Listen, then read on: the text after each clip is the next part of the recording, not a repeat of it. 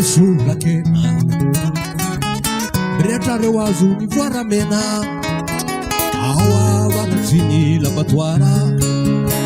mihitsana ireo masaka alaka misy ariva tsy fianarana fampitatana izany voala hoany avanatriny labatoara angalatra reo paisola kena mena mena asara katetela mena mena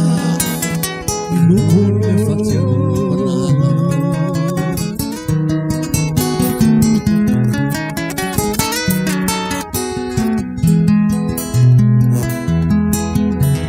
rehefa tonga eny ambony paiso idiko ny varavarana manasaraka ny ambony sy ny ambany ny lanitra amin'ny tany ny lanitra azo tapaina tanana ny papagona zarinamana ny vavanay roalaha amin'izany obarandro paisola kena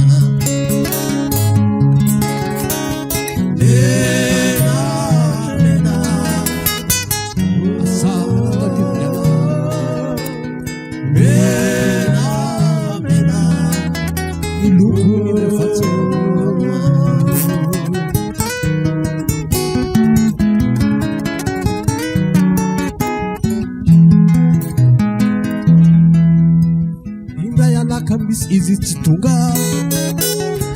fanasany findra lavitra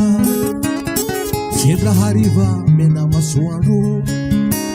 loeverikofa farahandro node iaho tsy sanangala paiso fampitantanao siriala eo loko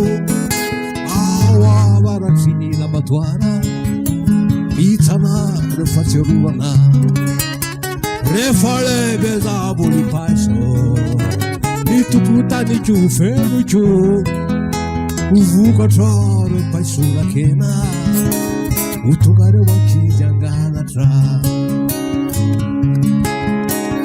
mena mena asara mena mena lokony fatsiarona